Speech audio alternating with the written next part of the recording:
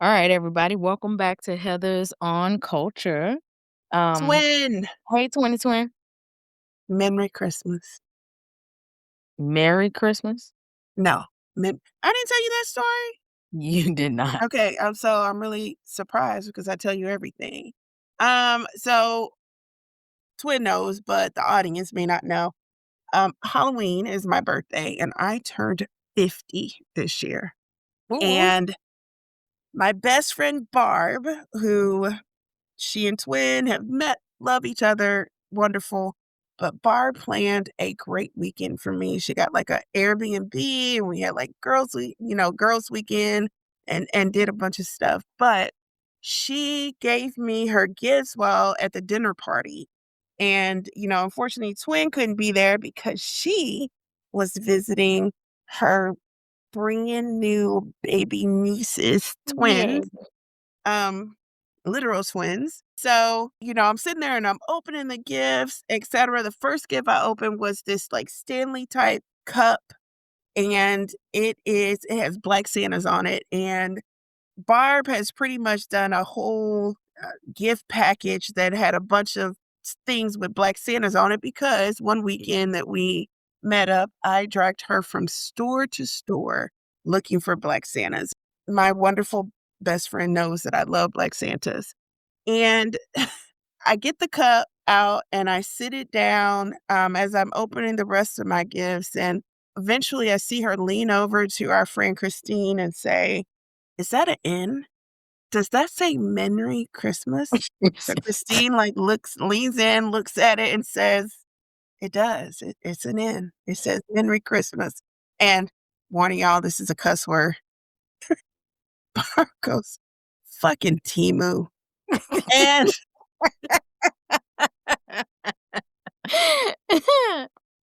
and I'll be honest, this cup is now my favorite gift that she's ever given me because not only does it say Merry Christmas, it also has a palm leaf instead of a Christmas tree branch. Merry Christmas, twin. Merry Christmas. I'm never gonna look at Temu again the same. Oh, it's good for Um, all kinds of I'm great things. also not gonna order any Christmas gifts. They ain't gonna get here on time anyway, but I'm not gonna order any Christmas gifts off of Well, Temu. it'll have a lot of tariffs attached to it too at this point. So there we Yeah. go. All right. Well, now that we have our new Christmas salutations, I have to tell y'all how excited I am for this episode. Cause as I was writing my episode notes, like our process is we kind of like do a dump and um write our notes and then we go back in and kind of fill it in as we decide on an episode. And so I had chills and goosebumps because these dots that we're connecting for y'all in this episode, which is called Reproduce, is one for the books. And we're talking about how white supremacy doesn't just persist, it reinvents itself across centuries, institutions, and policies. Quietly, but these days loudly, legally, politically, through who gets born, who gets taught, and who gets protected. Let me tell you, twin, I was watching a school board meeting the other day from my daughter's school district, and a board member was screaming about books and indoctrination and all that stuff. But, what I realized is that anger is not random, it's kind of manufactured, and she evoked it. It was intentionally based upon the way she was trained and taught to rely on racism to divide the general population, but unite her social similars. And so, as she is exactly what we get when we don't teach people the full scope of history, people fill in the gaps with emotion and fear and misinformation. Yeah, twin, and that's exactly why we're talking about what we're talking about today and why it's so important. So we're going to chart a line from the earliest days before the United States was the United States to present day and show how attitudes like what you were just describing were birthed before the birth of this nation and maintained throughout history all the way to what we see today through Trump in his regime's current policies. So yeah, let's connect the dots from how white people became a political majority to how that majority is being systematically maintained through centuries old and modern day political playbooks, including the Heritage Foundation's Project 2025 and its recently released Project 2026, or as they titled it, like the 2026 priorities. Whew, didn't think we would get another, but here we are. So, but before we start talking about Project 2025 and Project 2026 or anything else modern day, we really have to talk about something that's fundamental, which is race and whiteness did not just fall out of the sky. They didn't just come from nowhere. They were built on purpose and over time. Yeah, I learned this a couple of semesters ago in my class because we actually read a book called The Broken Heart of America, and it showed how this racial capitalism was started. But the big thing is that it matters. And it matters because people are taught, especially in school, that race has always been the organizing principle of American life, and it just wasn't.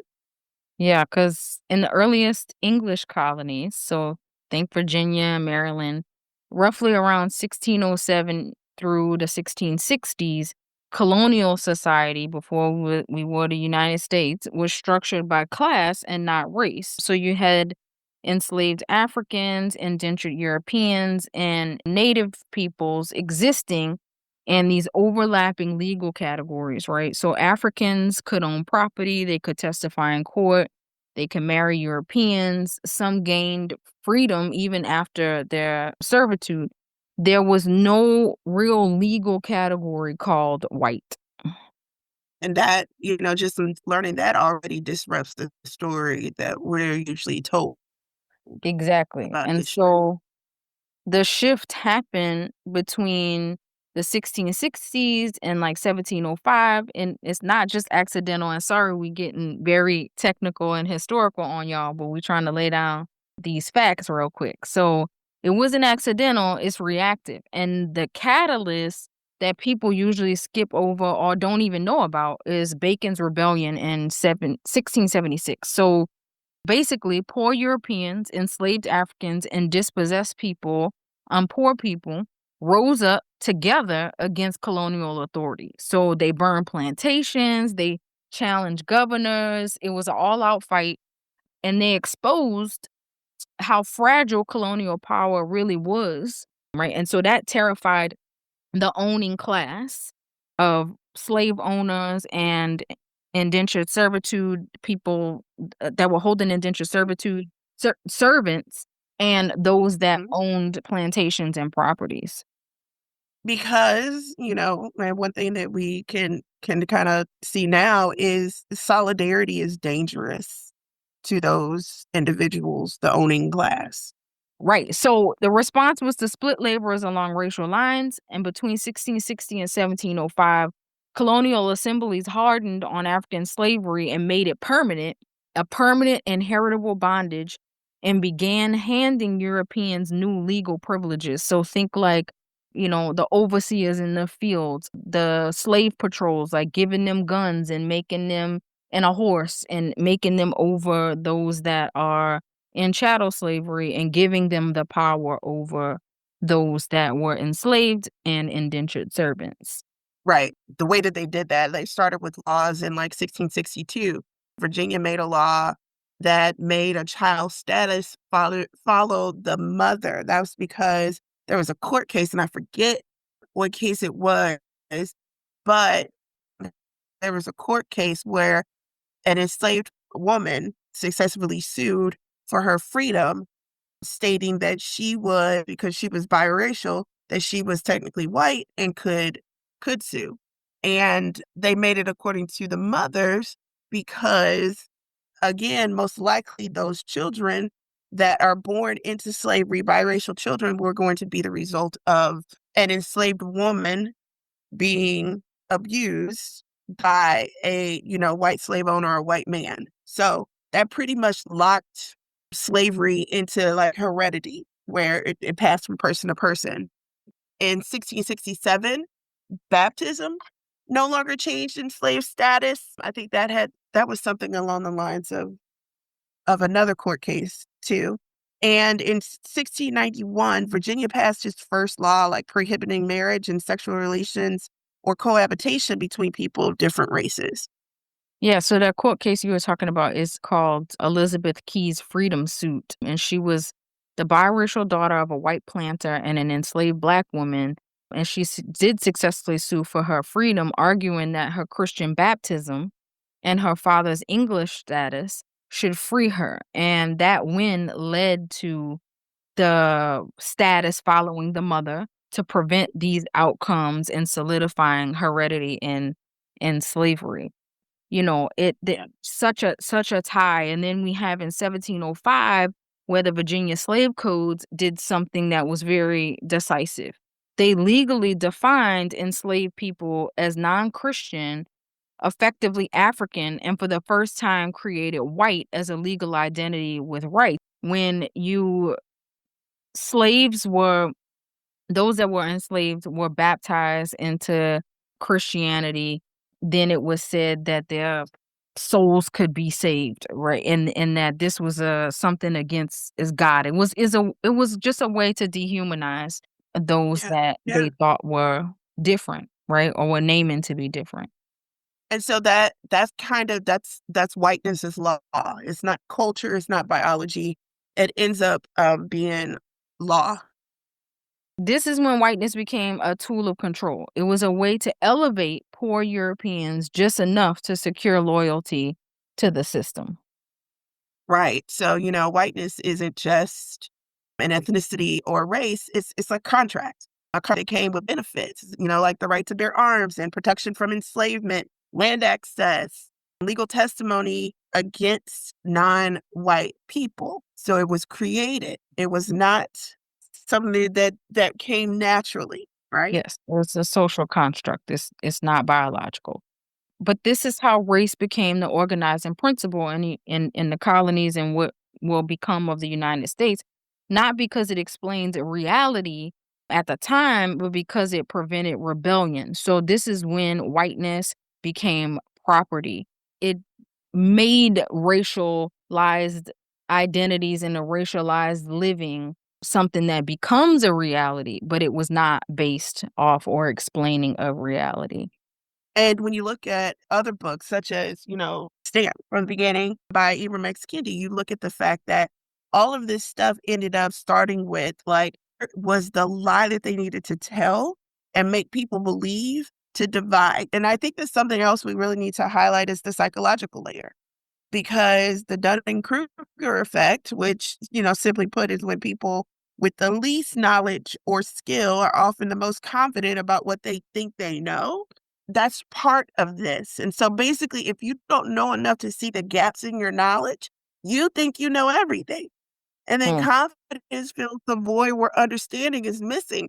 I jump on Facebook sometimes and I just have to close right back out, twin, yeah, yeah, I'm sorry. because I'll see Yeah, some stuff on posts that it's like, someone is confidently wrong.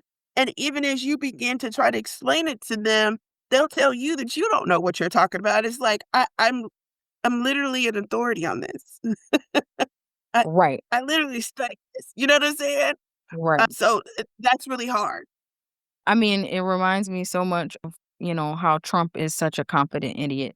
And in public debates and elections, this shows up as people, especially poor or uneducated people, being absolutely sure about things they barely understand. So voting against their own economic or social interests becomes the thing that they do because they are so confident in what they don't know, but they're also confident in the propaganda that's being fed to them, not the things that they're actually researching on their own. And the sad part is it makes them really easy targets for disinformation, for, this manufactured social media outrage. This person said this, and they'll automatically believe it just because somebody said.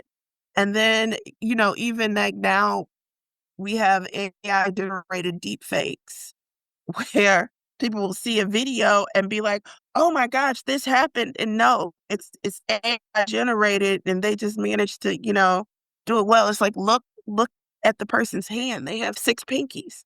Why why are you believing this? But the problem is psychologically, from a human psychology perspective, emotion and fear are louder than facts.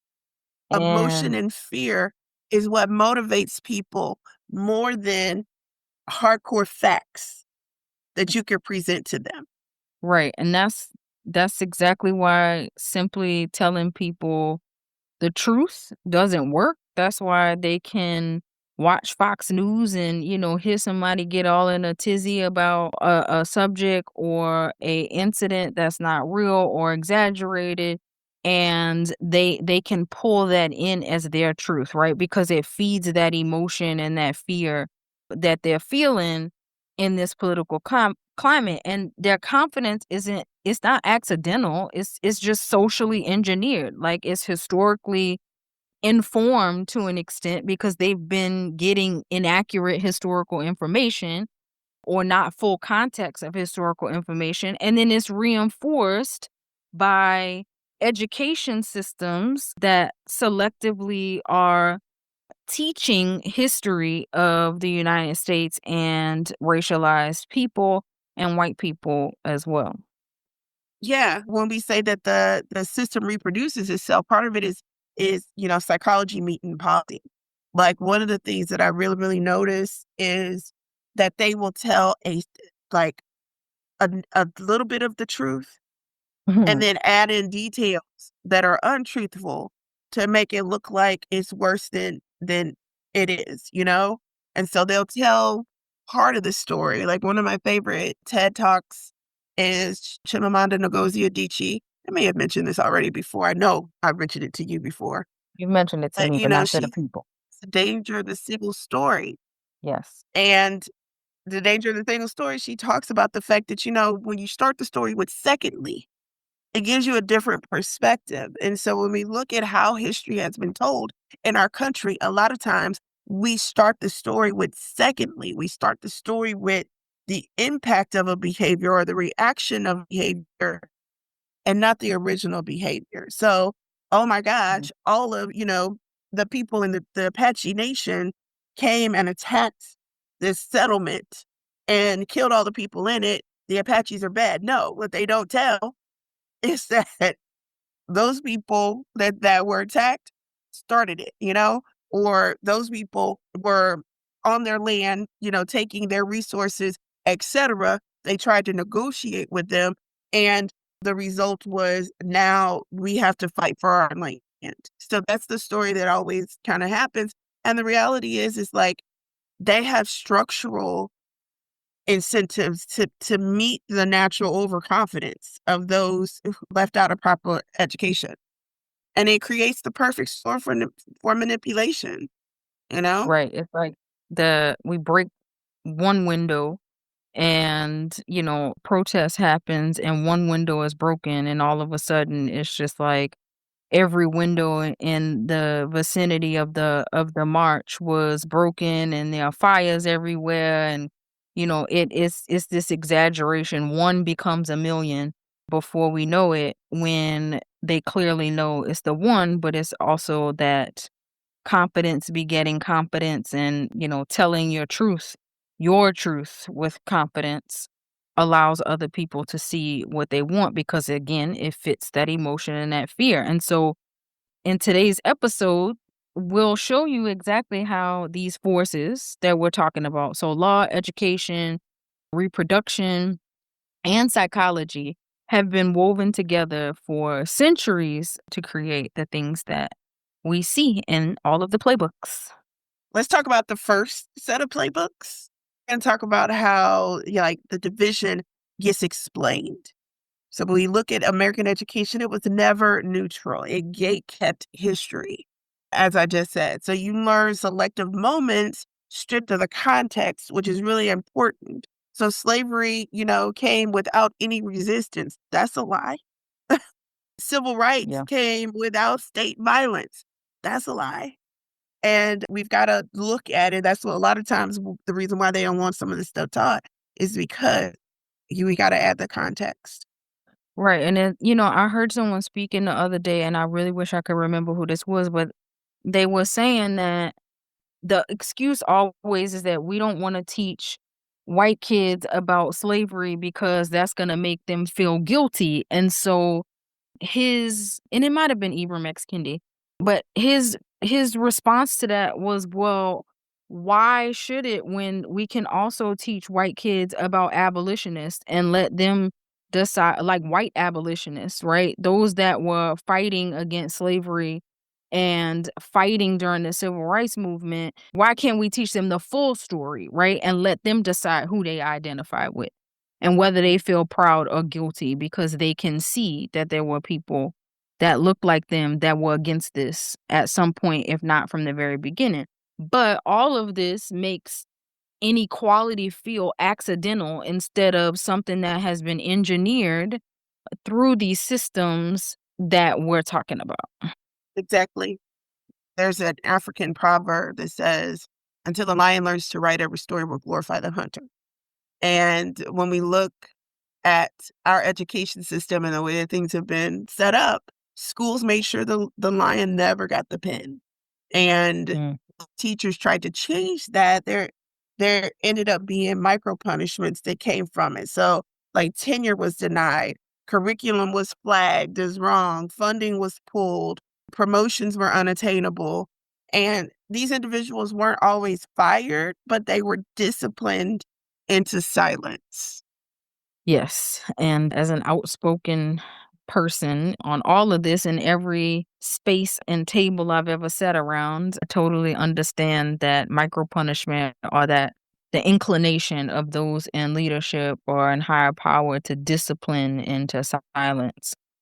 It never shut me up, but if I always got in trouble. But as I saw, the more you push and push against these systems and you want things like, more folks that believe in and live out these truths and teach these truths, it really doesn't seem to be making headway because all the decision makers stay overwhelmingly white. And, I was an English teacher. And so one of the things we looked at was the canon, and the canon stays intact, which is, mostly white men. Black scholarship gets treated as optional or biased or unpatriotic or even worse, a dangerous threat to society. Yeah, and we're seeing that right now, or we have been seeing that with the anti-critical race theory legislation and just the rules that have been changed against teaching Black history about the Black diaspora, and then also just DEI and what that means and how that affects this scholarship as well. It's seen as a threat because the more people get into these spaces and they learn these ideas and they learn the full context, it will turn you into a liberal or a progressive, right? Because you can see that the inequality is engineered. And so now we got to unlearn things and we have to re-engineer and we have to engineer quality. So, but let's go to the next instance of all of this. Let's fast forward to the now. The problem for white supremacy has always been numbers, right? And numbers are starting to shift again. And when I'm talking about numbers, I'm talking about population numbers. I don't know if, people who have heard or if they've been paying attention. Maybe like 10 or so years ago, we used to hear by 2050, census projections show non white Hispanic Americans losing majority status. But now it has sped up to by 2045 the projection is now that non-Hispanic white Americans will lose their majority status 5 years sooner than what has been told, right? So the boogeyman is showing up faster than we ever thought he would. And so, but here's the thing. This isn't the first time the owning class has panicked about demographics or the threat of becoming the minority, as though like minorities are treated bad or something. Right. So this panic has a history. Yep. And after the Civil War, we get the 14th Amendment in 1868. which was birthright citizenship, and that was radical. It threatened the idea that belonging could be inherited only through whiteness, right? So again, that whiteness is property. And almost immediately, we saw backlash and things like black codes and Jim Crow and immigration restrictions in the late 1800s and the early 1900s were designed to preserve a white majority and everything, all of the spoils of being white and what white privilege entailed. So when we hear like today's arguments about anchor babies or real Americans, like that language isn't new. It's recycled, it's reproduced. And we've seen it before and we need to pay attention to it. And since today, they can't really go into the courts and legally classify race or change who goes into what category the way they used to, the strategy has to shift, right? So instead of us defining race directly or redefining race directly, you see that the playbook now is to start managing the conditions of belonging. Groups that technically fall under white on government forms, like Middle Eastern, Arabs, some Africans, think Egyptians, some Hispanics, right, are never fully absorbed. They're just kept in a permanent probationary status. Right. So you're white enough on paper, but never white enough in practice. Yep. And so on paper, the law might say one thing, but society says another.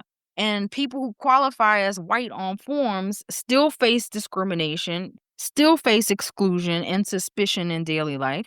They can check the box, but they're rarely treated as fully white, legally, socially, or culturally. And let's be real, they might not even want to identify as white. Like they might not, because the census says that's how they need to check the box. They may check other, or they refuse to check anything because they don't want to, or they don't identify as white. Just like you can be Hispanic and check that you're Hispanic, but you don't pick a race because that is not in your identity construction. That is not how you feel like you live and walk through this world. And certainly you don't feel treated as though you live and walk through this world as a white person. The reality is that's the point. By keeping these groups in like this racial limbo, the system makes the white majority feel larger and more secure than it really is, while it still gets to control who actually gets access to the privileges of whiteness. So deliberate. And it's just identity management and in service of these demographic goals to maintain whiteness. And people who could claim whiteness are reminded overtly and subtly that they're not really part of the club, and then when access to power, education, or even reproductive freedom is restricted, the broader goal of maintaining a white majority is reinforced. We end up with the form saying one thing, but everyday life and policy and social treatment determining who actually gets protected, who actually gets resources, and who actually gets counted in the reproduction of power. And that's why Project 2025 doesn't need to explicitly redefine race, right? It just tells us who belongs and who doesn't. But it does it quietly, bureaucratically, under the radar. Dog whistles, right? That's modern racial engineering, modern racism, modern segregation. Yeah, exactly. So the US averages about 3.6 million births per year. Hispanic women have higher fertility rates than non-Hispanic white women. And at the same time, like white women make up the largest share of women accessing abortion services. So when reproductive rights are dismantled, the demographic impact isn't neutral. And Project 2025 doesn't hide this behind like vague language. It states it explicitly. They say the quiet part out loud. Yep. Because one of the stated goals is to promote family formation and create more married women with children. And that might sound neutral on the face until you ask, well, or you think about which women historically has had more access to marriage, healthcare, and legal protection, right? And that's white women. That line is demographic strategy wrapped in moral language and is just aimed at producing more white children. If you do not allow white women access to abortion, they are forced to birth more white children. They do not get to decide whether or not they have control of their body and their reproduction, they have to have these children. Immigration kind of closes that loop because, of course, as your president said, he doesn't want to accept people from shithole countries. He doesn't want to accept brown people. Yeah, immigration closes that loop. Yeah, he wants people from Denmark and Norway, Right. like, European countries that have remained overly white and not very racially or ethnically diverse, right? We want those people to come, or he wants those people to come up.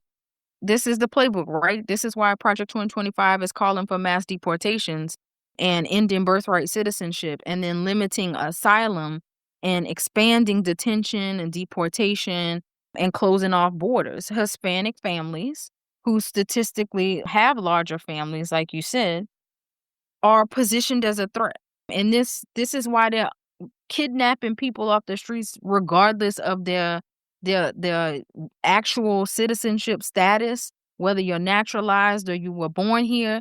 And it ain't just brown people. They, look at what they did to Haitian communities, what they're doing to Somalian communities, right? This is on purpose. They don't care about whether or not you have your papers. They don't care whether or not you have been born here and you've lived here your entire life, or if you've done it the quote unquote right way. They want to make sure that they are decreasing the population of those that are black, brown, and everything in between, and increasing the population of white folks. So whether that's the birth of white children and a boom of the birth of white children, or that is and or the forceful removal of black and brown families, including their children, they get what they want. And they get to manage the population and get to their goals faster and make sure black and brown folks don't become the majority in the United States. When we look at this, none of any of these things works without education doing its part. And we've seen this before. So after World War II, the GI Bill like massively expanded access to education.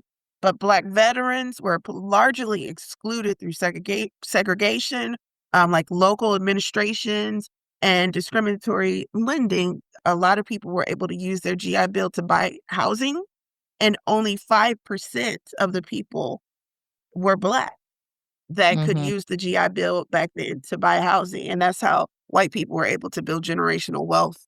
That means credentials along with that wealth, right? That compound racially. Again, whiteness as property.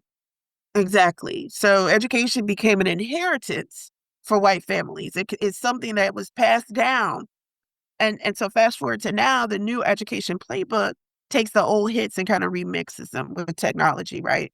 Privatization of public education, dismantling the Department of Education. Yep. And that fragmentation is not accidental. No, it creates like multiple realities. So when you couple that with rolling back like DEI and affirmative action and K through 12 and higher education, you get space for, a propagandized version of American history. And then you add in like restrictions on funding. And so limiting which degrees qualify for aid, which professions are deemed valuable. That critique becomes really expensive. Exactly.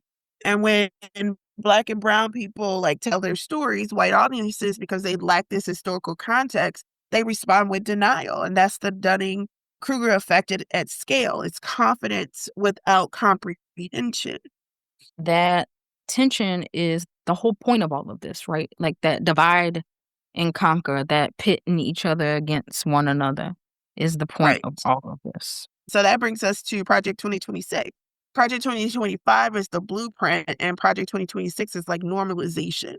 Now we're going to use the chaos that was created from Project 2025 in order to justify like law and order, surveillance, and suppression. And they need white voters angry enough to vote against their own material interests. So at this point, the separation, it solely benefits the owner class, or what was the owner class now has become the billionaire class. Yeah, and then black and brown communities, they want them to be angry enough to protest, right? Because protest becomes the pretext, and then you can use protest to repress, and then repression becomes policy.